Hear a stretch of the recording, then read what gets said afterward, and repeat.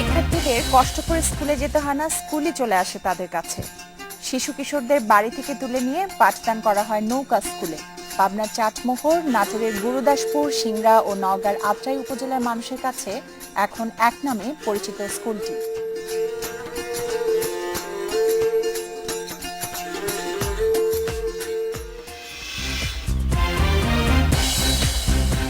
আপনাদের সঙ্গে আছে আমি খালেদ মজিদ। সবশেষে খবর, আলোচনা বিশ্লেষণ নিয়ে থাকছি আমি কাজী মহুয়া, আর খেলার আনন্দ হতাশার খবর নিয়ে থাকছি আমি অনুপম দেব। তবে আগে জানিয়ে দিচ্ছি শিরোনাম।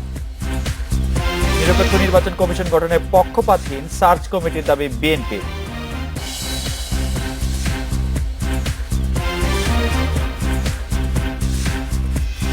তনু হত্যার তদন্তে গতি নেই, স্বরাষ্ট্র মন্ত্রণালয়কে চিঠি দিচ্ছে মানবাধিকার কমিশন।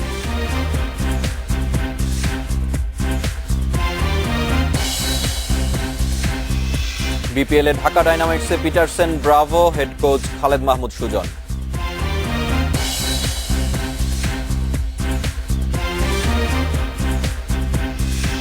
রাত ৯টায় বাংলাদেশে আজ মতামত পাঠানোর বিষয়ে তনু হত্যার ৬ মাস। মতামত পাঠাতে পারেন SMS অথবা ফেসবুকে। আপনাদের মতামত জানিয়ে দিচ্ছি সংবাদের পরের অংশে। নিরপেক্ষ নির্বাচন কমিশন গঠনে পক্ষপাতমুক্ত সার্চ কমিটি করার দাবি জানিয়েছেন বিএনপির মহাসচিব মির্জা ফখরুল ইসলাম আলমগীর। এ বিষয়ে জনমত উপেক্ষা করা হলে মেনে নেওয়া হবে না বলে হুঁশিয়ারি দিয়েছেন তিনি। রাজধানীর ইঞ্জিনিয়ার্স ইনস্টিটিউশন মিলনায়তনে মহানগর বিএনপির আলোচনা সভায় এই হুঁশিয়ারি দেন মির্জা ফখরুল। তত্ত্বাবধায়ক সরকারের পুরনো দাবি নিয়ে অবশ্য কিছু বলেননি বিএনপি মহাসচিব, তবে তিনি বলেন নিরপেক্ষ সরকারের অধীনে নির্বাচনের দাবি থেকে তার দল সরে আসেনি। সবাই দলের জ্যেষ্ঠ নেতারা অভিযোগ করেন অগণতান্ত্রিকভাবে ক্ষমতায় টিকে থাকা ষড়যন্ত্র করছে সরকার। এর অংশ হিসেবে এবারও পক্ষপাত দুষ্ট নির্বাচন কমিশন করা হতে পারে।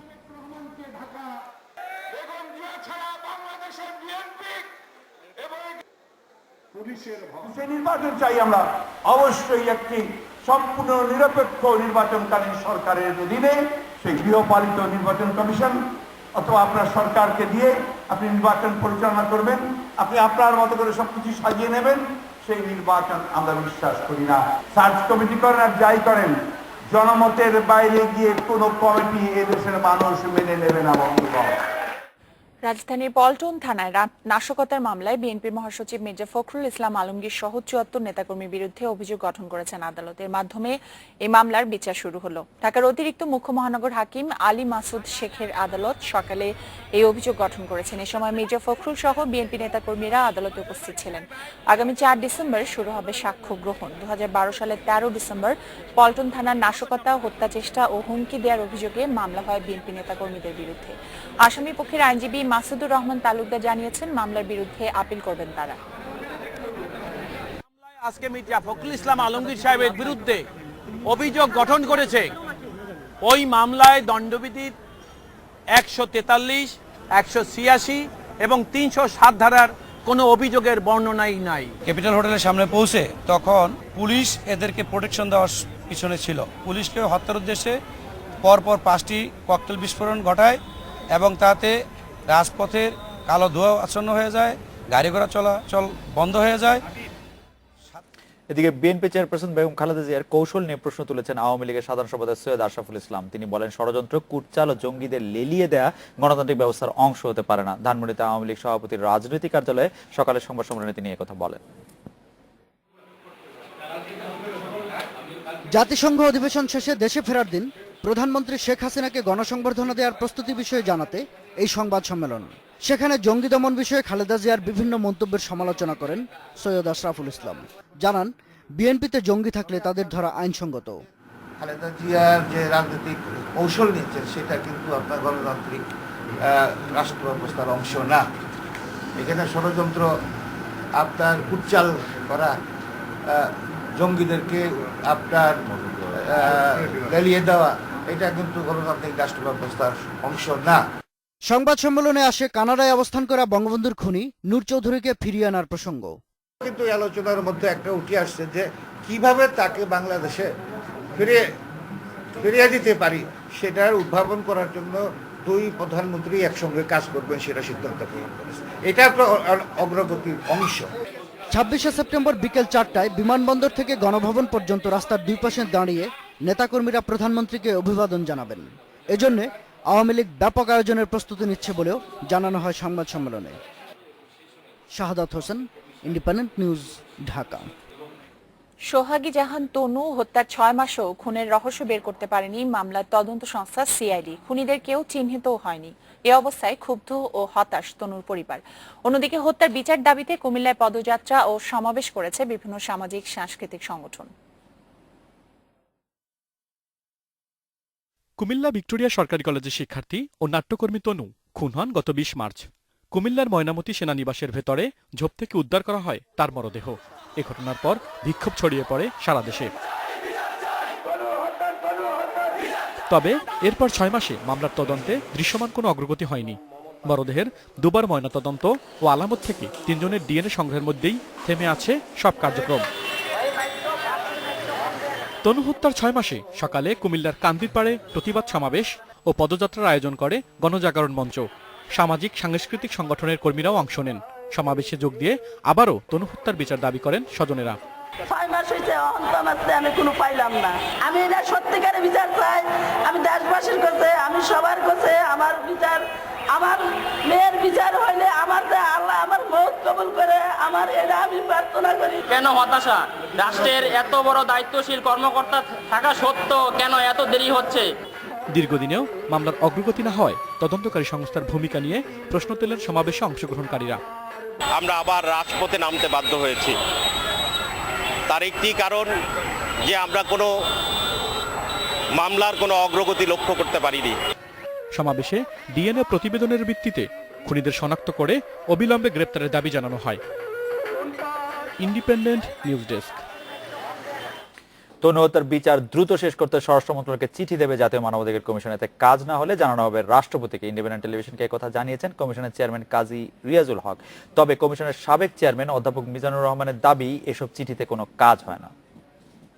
আমরা যে চিঠি ইতিপূর্বে দিয়েছি সেই চিঠি না, আমরা আরো স্ট্রং, খুব শক্ত তাগিদ আমরা স্বরাষ্ট্র মন্ত্রণালয়কে দিব, এবং তারপরেও যদি কিছু আমরা আশা করি যে তারপর হয়তো তাদের টনক নড়বে, তারা বিষয়টাকে গুরুত্বের সাথে দেখবে। অতীতেও আমরা এরকম অনেক পত্র লিখেছি এবং সেই চিঠিগুলো যদি একটা পরিসংখ্যান নেওয়া যায় তাহলে খুব একটা ইতিবাচক চিত্র যে ফুটে উঠবে তা নয়। অনেক চিঠিরই এরকম কোনো উত্তরই না দেয়া থাকে এবং অনেক পত্র আছে যেগুলো নিয়ে তাগাদা 2 বছর 3 বছর 4 বছর দেয়া হয়েছে, কিন্তু স্বরাষ্ট্র মন্ত্রণালয় সেই চিঠিগুলোর উত্তর দেওয়া কোনো ধরনের প্রয়োজনীয়তা আজ পর্যন্ত অনুভব করেছে বলে আমাদের কাছে দৃশ্যমান হয়নি।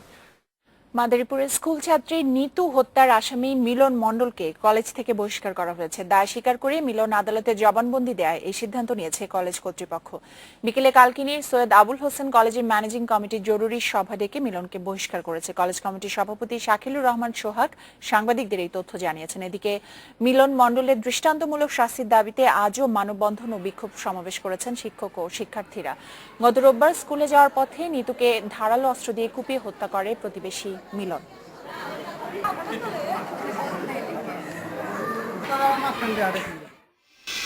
সংসদ সদস্যকে নিয়ে ফেসবুকে মন্তব্যের জেরে টাঙ্গাইলে এক স্কুল ছাত্রকে কারাদণ্ড দেয় সখীপুর উপজেলা নির্বাহী কর্মকর্তা মোহাম্মদ রফিকুল ইসলাম ও সখীপুর থানার ওসি মোহাম্মদ মাকসুদুল আলমকে তলব করেছে হাইকোর্ট। জামিন দেওয়া হয়েছে দণ্ড পাওয়া স্কুল ছাত্রকে। শিক্ষার্থীকে দণ্ড দেওয়ার ঘটনা নিয়ে সংবাদপত্রে প্রকাশিত প্রতিবেদন আদালতের নজরে আনেন আইনজীবী খুরশিদ আলম খান। এর পরিপ্রেক্ষিতে মঙ্গলবার স্বতঃপ্রণোদিত আদেশ দেন বিচারপতি এম ইনায়েতুর রহিম ও বিচারপতি আশিস রঞ্জন দাসের বেঞ্চ। আগামী 27 সেপ্টেম্বর ওই 2 কর্মকর্তাকে আদালতে হাজিরের নির্দেশ দেওয়া হয়েছে। ফেসবুকে হুমকি দেওয়ার অভিযোগে 16 সেপ্টেম্বর স্কুল ছাত্রটির বিরুদ্ধে সখীপুর থানায় সাধারণ ডায়েরি করেন টাঙ্গাইল 8 আসনের এমপি অনুপম শাহজাহান জয়। এরপর রোববার তাকে 2 বছরের কারাদণ্ড দেন ভ্রাম্যমাণ আদালতের নির্বাহী ম্যাজিস্ট্রেট ও ইএনও মোহাম্মদ রফিকুল ইসলাম। ৭১ মানবতা বিরোধী অপরাধের বিচার বাংলাদেশের অভ্যন্তরীণ বিষয় এবং এতে নাক গলানোর ইচ্ছা তুরস্কের নেই। বাণিজ্যমন্ত্রী তোফায়েল আহমেদের সঙ্গে বৈঠক শেষে এমনটাই জানিয়েছেন দেশটির রাষ্ট্রদূত ডেভরিন ওস্টার্ক। মাত্র 1 মাস আগেই একই ধরনের মন্তব্য করেছিলেন তিনি। তবে আগে যুদ্ধাপরাধের বিচার প্রশ্নে বিতর্কিত অবস্থান ছিল দেশটির। তুরস্কে গত দশকের গোড়ার দিকে প্রতিষ্ঠিত মুসলিম ব্রাদারহুডের বেশ কিছু শাখার একটি এখন দেশটির ক্ষমতাসীন জাস্টিস অ্যান্ড ডেভেলপমেন্ট পার্টি। মুসলিম ব্রাদারহুডের সঙ্গে ঐতিহাসিক ঘনিষ্ঠ সম্পর্ক রয়েছে পাকিস্তান ও বাংলাদেশের জামায়াত ইসলামীরও। এ কারণেই বাংলাদেশে মানবতা বিরোধী অপরাধের বিচারের শুরু থেকেই বিতর্কিত অবস্থান নেয় তুরস্ক। তবে গত জুলাইয়ে তুরস্কে ব্যর্থ অভ্যুত্থান চেষ্টার পর বদলে গেছে আঙ্কারার অবস্থান। অভ্যুত্থান চেষ্টার নিন্দা জানিয়েছে বাংলাদেশ। এরপরই গত আগস্টে ঢাকায় তুর্কি রাষ্ট্রদূত সাংবাদিকদের জানান, জামায়াতের সঙ্গে তুরস্কের বিশেষ কোনো সম্পর্ক নেই। সচিবালয়ে মঙ্গলবার বাণিজ্যমন্ত্রীর সঙ্গে দেখা করার পর সাংবাদিকদের মুখোমুখি হন তুর্কি রাষ্ট্রদূত। জানান, মানবতা বিরোধী অপরাধের বিচারে কোনো হস্তক্ষেপ করবে না তার দেশ।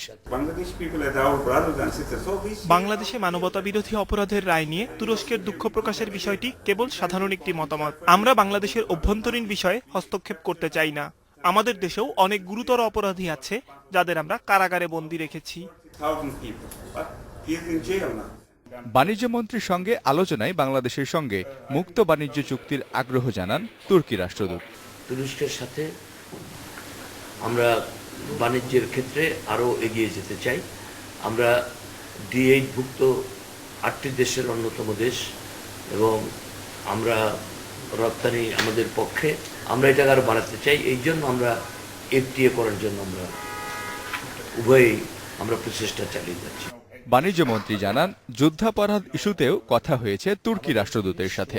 ৭১-এর প্রেক্ষাপট তুলে ধরা হয়েছে তার কাছে। Mizanur Rahman, independent news, Dhaka. একটা বিরতি নিচ্ছি।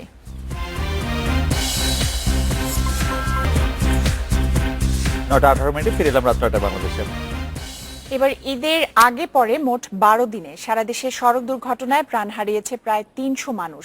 যাত্রী কল্যাণ সমিতির হিসেবে এই সময় দুর্ঘটনায় আহতের সংখ্যা 1000-এরও বেশি। বিশেষজ্ঞরা বলছেন, মহাসড়কে প্রাইভেট কার এবং মাইক্রোবাস বেশি চলায় বাড়ছে দুর্ঘটনা। পরিসংখ্যান বলছে, গত বছর রমজানের ঈদের সময়ের 12 দিনে সড়ক দুর্ঘটনায় নিহত হন 156 জন। কোরবানির ঈদে মারা যান 98 জন। আর এবছর রমজানের ঈদে 186 জন নিহত হয়েছেন সড়ক দুর্ঘটনায়। যাত্রী কল্যাণ সমিতি বলছে, মহাসড়কে দুর্ঘটনা রোধে নানা উদ্যোগ নেওয়া হলেও তা কাজে আসছে না। উল্টো বাড়ছে হতাহতের সংখ্যা। এবার কোরবানির ঈদের সময়ে 7 থেকে 18 সেপ্টেম্বর এই 12 দিনে নিহত হন 290 জন, যা গত বছরের একই সময়ের চেয়ে প্রায় 3 গুণ। পরিমাণ প্রাণহানি হয়েছে, তার সিংহভাগ কিন্তু পথচারী মারা গেছেন। মালিকদের একটা অতি মুনাফা চিন্তাও এই সড়ক দুর্ঘটনার অন্যতম কারণ বলে আমরা মনে করছি।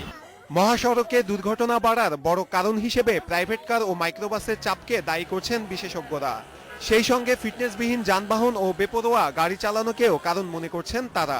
মহাসড়কে প্রতিটা জিনিসের জন্য সাইন, মার্কিং এবং এর যে পরিবেশ, এটার সাথে খাপ খাওয়ানোর মতো কিন্তু এরা না। বিশেষ করে এই যে মাইক্রোবাসগুলি যেগুলি আছে, যাদের কোনো রুট পারমিটও নাই, যাদের ড্রাইভাররাও কিন্তু অবৈধ, তাদের কোনো ড্রাইভিং লাইসেন্স নাই, তারা ম্যানেজ করে গাড়ি চালাচ্ছে। সড়ক দুর্ঘটনা প্রতিরোধে সংশ্লিষ্ট সব মন্ত্রণালয়ের মধ্যে সমন্বয় ও আইনের কঠোর প্রয়োগের তাগিদ দিয়েছেন বিশেষজ্ঞরা। নূরে আলম, ইন্ডিপেন্ডেন্ট নিউজ, ঢাকা। 12 দিনে প্রায় 300 মানুষ মারা গেছে। গত বছরের তুলনায়, গত বছরের 2 ঈদ এবং এবছরের আগের ঈদের তুলনায় সংখ্যাটা অনেক বেশি। প্রকৃত সংখ্যা আসলে আরো বেশি হয়ে থাকে। সাধারণত আমরা যেটা দেখি যে দুটি গাড়ি যখন আর সংঘর্ষ হয়, যেটাতে মালিক পক্ষ, বীমা, ক্ষয়ক্ষতি এই বিষয়গুলো থাকে, সেগুলো সাধারণত পুলিশের কাছে যায়।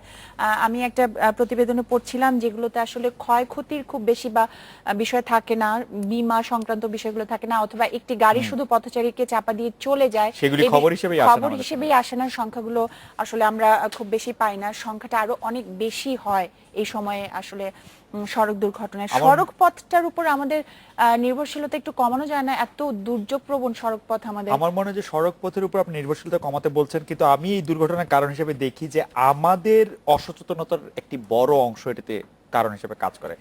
যেমন যে চালক বা যে গাড়িটি কখনো মহাসড়কের মধ্যে চলেনি, আমরা ক্ষণিকের উৎসাহে আমরা সেই গাড়িটি নিয়ে বেরিয়ে পড়ি যে আমাদের ঈদের সময় যেতে হবে। আমরা না জানি ভালো করে রাস্তা, না জানি আমার গাড়ির সক্ষমতা, সে কতখানি যেতে পারবে, কতখানি পথ অতিক্রম করতে পারবে, সেটি আমরা জানি না। আর দুর্ঘটনা বিশেষজ্ঞরা বারবার যেটির উপরে গুরুত্ব দিচ্ছেন সেটি হচ্ছে যে আমরা যাত্রীরাই কিন্তু বেশি লোক হয়ে বাসের মধ্যে যাচ্ছি, আমরা যাত্রীরাই কিন্তু বেশি জোরে গাড়ি চালাতে বলছি, এবং কর্তৃপক্ষের কিছু দোষের কথা বলছেন দুর্ঘটনা কর্তৃপক্ষ যারা বিশেষজ্ঞ আছে তারা। একটি দোষের মধ্যে আছে যে ধরেন যেখানে বাঁক আছে সেই বাঁকগুলিকে আরো পরিষ্কার করার কথা, বাঁকগুলি যাতে আসলে দেখা যায় ভালো করে পরিষ্কার, সেরকম করার কথা, কিন্তু সেইগুলি ক্ষেত্রে কোনো গুরুত্ব আমরা যিনি প্রতিবেদন করেছেন সেই প্রতিবেদকের সাথে কথা হচ্ছিল, তিনি আরেকটি বিষয়ে আমাকে জানালেন যে 2000 যেই ব্ল্যাক স্পট গুলো চিহ্নিত করা হয়েছে 2% সম্ভবত আমার যতদূর মনে পড়ছে, সেই ব্ল্যাক স্পট গুলো কিন্তু চিহ্নিত করা হয়েছে বুয়েটের একটি প্রতিবেদন, সেটি প্রায় 10 বছর আগে 2007 সালে। সুতরাং সেই বিষয়ে কিন্তু তথ্য আমাদের কাছে নেই যে আমরা নির্দিষ্ট কোন সব জায়গায় দুর্ঘটনা বেশি ঘটে। নানা ধরনের যানবাহন মহাসড়কে এখন চলাফেরা করে, তার ফলে যেটা হয় হচ্ছে যে তাদেরকে অতিক্রম করে যেতে হয়, এবং অতিক্রম করে যাওয়ার কথা মানে ওভারটেকিং গুলি কিন্তু বিভিন্ন সময় বিভিন্ন দুর্ঘটনার মধ্যে অসমগতির গাড়ি চলে মহাসড়কে, এটা একটা অসমগতির গাড়ি সমস্যা, অনেক বড় সমস্যা, মহাসড়ক পার হয়। হ্যাঁ, অন্যান্য জায়গায় যেরকম ঢাকা থেকে চট্টগ্রাম যাওয়ার জন্য যদি আমি ধরি, বিভিন্ন গতির যানবাহনের জন্য কিন্তু বিভিন্ন আলাদা লেন থাকার কথা, কিন্তু বাংলাদেশে তো এই ধরনের কনসেপ্ট এখন চালু হয়নি। যাই হোক, আমরা আশা করব যে এগুলি চালু হবে। অনুপম, খেলাধুলার খবরের জন্য আপনার কাছে। হ্যাঁ, আমি জানিয়েছিলাম যে ঢাকা ডাইনামাইটসে এবার নতুন করে দল গড়তে চাচ্ছে, এবং আমরা দেখছি যে ইংলিশ ব্যাটসম্যান কেভিন পিটারসন এবং ক্যারিবিয়ান অলরাউন্ডার ব্রাভো থাকবেন, সেই সাথে কুমার সাঙ্গাকারাও আগের মতোই থাকছেন অধিনায়ক হিসেবে। খেলতে পারে, দেখা যাক এবার কি হয়। সেটা যেভাবেই হোক, দলে যেহেতু একটু নতুন গতি আনতে যাচ্ছে ঢাকা ডাইনামাইটস, অন্যান্য দলও নিশ্চয়ই এইভাবেই দল গড়তে চাইবে, সেই খবরটি জানিয়ে দিব। এবং আরো কিছু খবর আছে, তবে তার আগে একটা বিরতি নিচ্ছি, ফিরে এসে যা থাকছে। জাতীয় ক্রিকেট লিগে পেস বান্ধব উইকেট করছে বিসিবি, বাড়লো ক্রিকেটারদের ম্যাচ ফি। বিপিএল ফুটবলে চট্টগ্রাম আবাহনীকে রুখে দিল আরামবাগ, মুখোমুখি শেখ রাসেল ব্রাদার্স।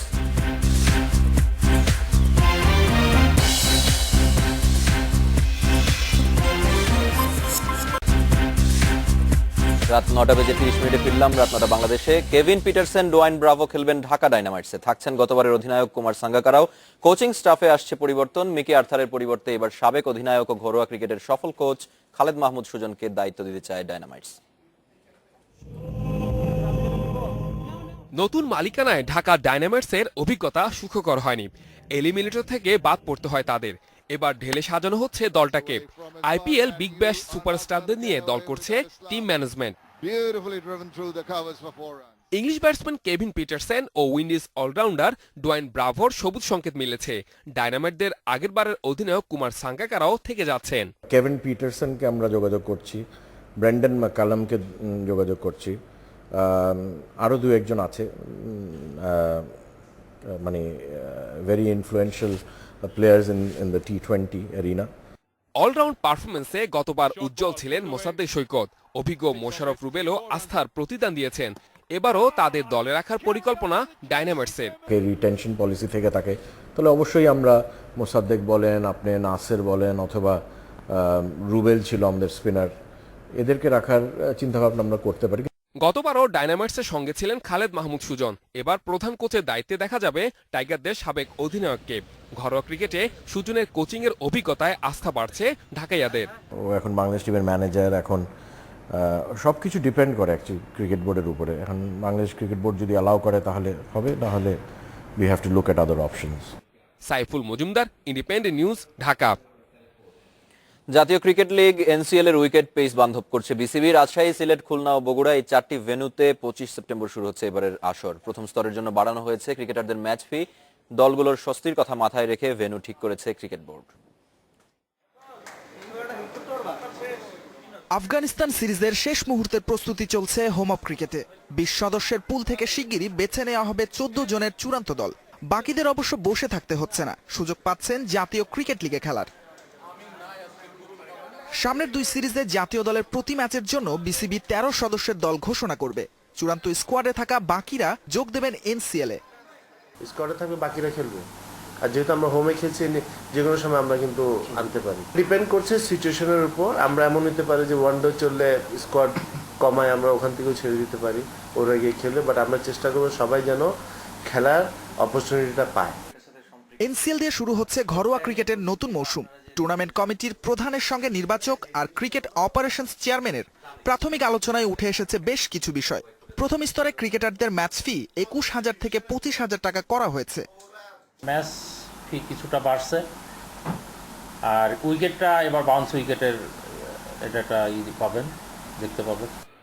এবারের এনসিএল এর আসরে দল থাকছে 8টি, ঢাকা মেট্রো ও দেশের 7টি বিভাগের 7 দল। কে কোন দলে খেলবেন তা এরই মধ্যে চূড়ান্ত করে ফেলেছেন নির্বাচকরা। 30-এর ভিতর থেকে আমাদের সিলেক্টররাই 20-এ নিয়ে আসছে। আমরা চেষ্টা করতেছি এটা যেন আমাদের মূল সিলেক্টরদের কাছেই থাকে এবং এটাই থাকবে। 25 সেপ্টেম্বর শুরু হচ্ছে এবারের আসর, যেখানে 8টি দল 2টি স্তরে ভাগ হয়ে খেলবে। সাইদ সাদি, independent news, Dhaka. Bangladesh premier লিগে হারের বৃত্তে ঘুরছে শেখ রাসেল ক্রীড়াচক্র। নতুন কোচ শফিকুল ইসলাম মানিকও ভাগ্য বদল করতে পারেননি। ব্রাদার্সের কাছে 3-1 গোলে হেরে ষষ্ঠ ম্যাচ হারল গতবারের রানার্স আপরা। বঙ্গবন্ধু জাতীয় স্টেডিয়ামে ম্যাচের 13 মিনিটে ব্যাকফুটে চলে যায় শেখ রাসেল। ব্রাদার্সকে লিড দেন কিংসলে চিগোজি। ম্যাচের 32 মিনিটে ব্যবধান দ্বিগুণ করেন হাইতিয়ান রিক্রুট অগাস্টন ওয়ালসন। 2-0 গোলে শেষ হয় প্রথমার্ধ। বিরতির পর শাখাওয়াত রনির গোলে ম্যাচে ফেরার আভাস দেয় শেখ রাসেল, কিন্তু ম্যাচের অতিরিক্ত সময় আরও এক গোল হজম করে মানিকের দল। দিনের প্রথম ম্যাচে চট্টগ্রাম আবাহনীকে রুখে দিয়েছে আরামবাগ। অন্তত 2-1 গোলে এখনো পর্যন্ত বল পেয়ে গেলেন জার্সি নম্বর 28 মোহাম্মদ আব্দুল্লাহ। জাতীয় দলে ইতিমধ্যে প্রবেশ করেছেন, লাস্ট ম্যাচ খেলেছেন তিনি, অভিষেক হয়েছে ক্ষেত্রে ভুটানের। খেলাধুলার খবরে এই ছিল আমার কাছে। আরো কিছু খবর জানার জন্য চলে যাব খালেদ মুহার কাছে। অনুপম, আপনাকে ধন্যবাদ। নিউ ইয়র্কে প্রধানমন্ত্রী শেখ হাসিনার তথ্য ও যোগাযোগ প্রযুক্তি বিষয়ক উপদেষ্টা সজীব ওয়াজেদ জয়কে আইসিটি ফর ডেভেলপমেন্ট অ্যাওয়ার্ড দেওয়া হয়েছে। বাংলাদেশকে ডিজিটাল বিশ্বের পথে এগিয়ে নেওয়ার জন্য এই পুরস্কার পেলেন তিনি।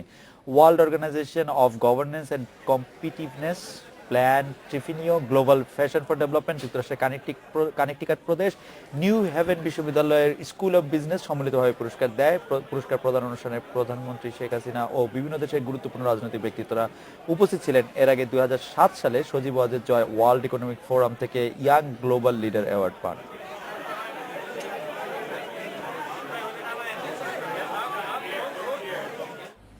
আরো খবর জানার আগে নিচে একটি বিরতি। আর বিরতির পর জানিয়ে ফিরছি। রিজার্ভ চুরির 120 কোটি টাকা ফেরত দুই একদিনেই আইনি বাধা দেখছেন না অ্যাটর্নি জেনারেল।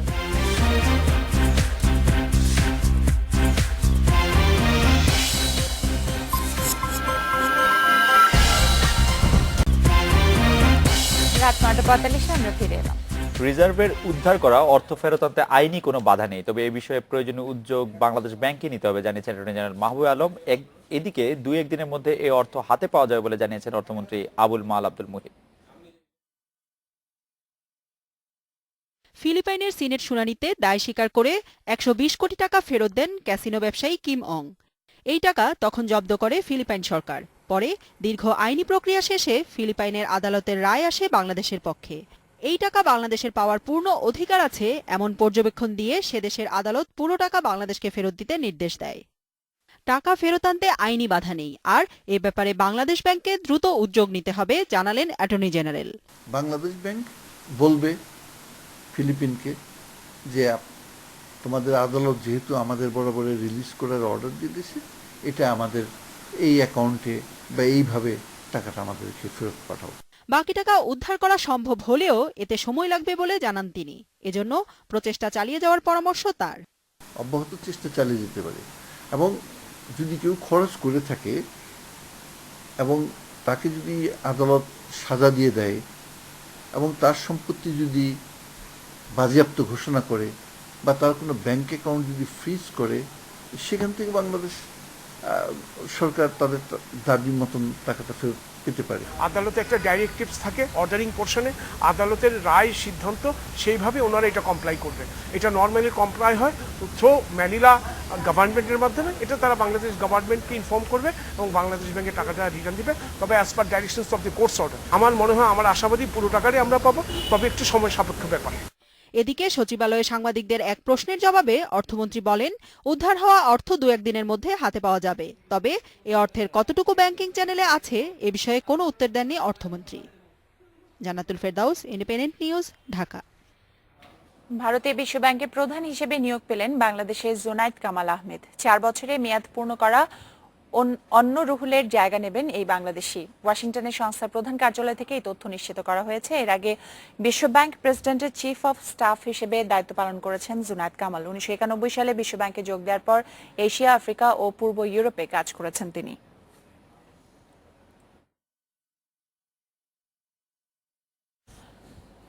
তনু হত্যার 6 মাস এ বিষয়ে আপনাদের মতামত জানতে চেয়েছিলাম আমরা। পলাশ বলছেন তনু হত্যার বিচার আমরা কখনো পাবো বলে আশা করি না। শোভন বলছেন সর্ষের মধ্যে ভূত রেখে ভূত তাড়ানোর বৃথা চেষ্টা করে কি লাভ। আর সুমন বলছেন এখনো সাগররুনি হত্যার বিচার পেলাম না, সেখানে তনু হত্যায় মনে হয় জনম চলে যাবে, তবু বিচারের দেখা পাবো না। জনি বলছেন গুলশান হামলার ক্ষেত্রে আইনশৃঙ্খলা বাহিনী যতটা তৎপর ছিল তনু হত্যা মামলার ক্ষেত্রে তার কিছুই দেখতে পেলাম না। তানভীর বলছেন তনু হত্যা মামলা নিষ্পত্তি করতে আইনশৃঙ্খলা বাহিনীর সদিচ্ছার যথেষ্ট অভাব রয়েছে। সোহেল বলছেন একটাই প্রত্যাশা, হত্যাকারীদের যত তাড়াতাড়ি সম্ভব গ্রেপ্তার ও দৃষ্টান্তমূলক শাস্তি। রায়হান বলছেন তনু ধর্ষণ হত্যা মামলাটি এখন বর্তমান সরকারের একটি বড় চ্যালেঞ্জ, কিন্তু তারপরও বিষয়টি নিয়ে সরকার নীরব কেন সেই প্রশ্ন তুলেছেন তিনি। আরিফ অনেকটাই আশাবাদ ব্যক্ত করেছেন, তিনি বলছেন সরকার যথাসাধ্য চেষ্টা করছে, এর বিচার অবশ্যই হবে, একটু ধৈর্য ধরতে হবে। মাহমুদ বলছেন সঠিকভাবে তদন্ত করা হচ্ছে না বলেই হত্যাকারীরা আইনের বাইরে রয়ে যাচ্ছে। হ্যাঁ, ঝিনুক আরেকজন তনুকে ধর্ষণ হত্যার সাথে সরকার প্রভাবশালী কেউ জড়িত আছে, এটা স্পষ্ট, নইলে বিচারে এত সময় লাগতো না, এটা তার মনে হচ্ছে। অনেকের মনেই তনুর হত্যার বিচারটা নিয়ে যে একটা ধোঁয়াশা বা অচল অবস্থা বা যে না বোঝাটা আছে সেটার প্রতিফলন অনেকের মধ্যেই আছে। আপনি আজকে কথা বলছিলেন যে মানবাধিকার কমিশনের সাবেক চেয়ারম্যান বর্তমান চেয়ারম্যান তারাও বলছেন যে তারা আসলে সাবেক চেয়ারম্যান তো খুবই কড়া ভাষায় বললেন এবং বললেন যে তিনি আর আশা রাখেন না যে এই হত্যাটার আসলে কোনো ভালো বিচার হবে। আশা ছাড়তে চান না বর্তমান চেয়ারম্যান, কিন্তু তিনি কড়া ভাষায় চিঠি দিতে চান, কড়া ভাষায় চিঠি দিবেন তিনি স্বরাষ্ট্র মন্ত্রণালয়কে, সেইখানে কোনো কাজ না হলে তিনি রাষ্ট্রপতির হস্তক্ষেপ কামনা করবেন।